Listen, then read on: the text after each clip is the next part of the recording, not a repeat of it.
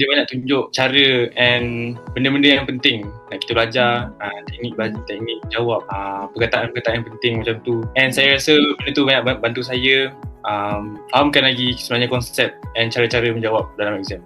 Okay, kepada ibu bapa, musik pun Form 5 kini tu untuk asa tong nang lemah subjek-subjek yang tong asa tong lemah.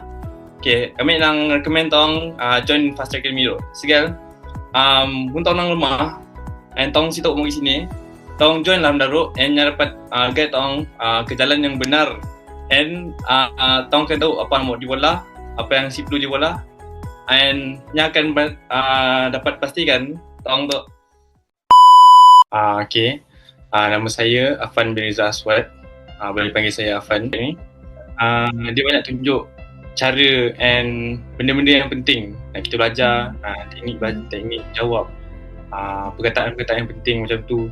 And saya rasa benda tu banyak bantu saya fahamkan lagi sebenarnya konsep and cara-cara menjawab dalam exam. Saya nampak cikgu-cikgu di FTA ni dia punya semangat tu lain. Dia setiap kali saya masuk kelas, contoh saya masuk sejarah itu memang rasa best and dia punya hype pun ada rasa, semangat belajar ada.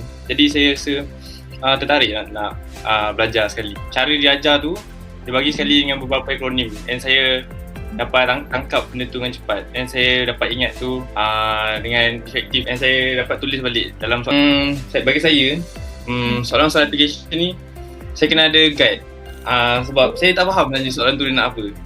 And kalau saya nak buat lagi soalan yang lebih mencabar dan susah, sebab bila saya buat soalan susah ni soalan-soalan yang medium tu mungkin saya boleh kaitkan dengan soalan susah tu and saya boleh jawab sekali. Saya rasa bimbingan soalan-soalan hebat, soalan-soalan application susah ni yang saya bukan. Sepanjang saya join seminar ni, setiap kali sebelum saya join tu saya adalah post story kan. Saya post story contoh fizik. Tu adalah beberapa tanya, ni kelas apa?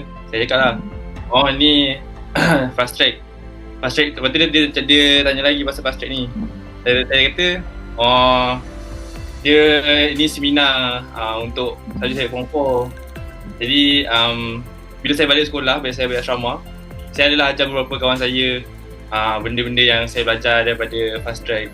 And diorang pun faham dengan cara yang saya ikut daripada fast track ni, ajar kawan saya.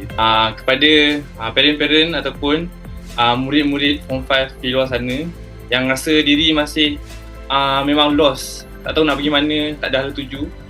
Okay, start back from basic and join lah seminar ataupun program yang diadakan oleh Fast Track Academy ni. Sebab bagi saya kalau korang join ni, sebab dia akan bantu sangat daripada segi basic and daripada segi cara jawab soalan.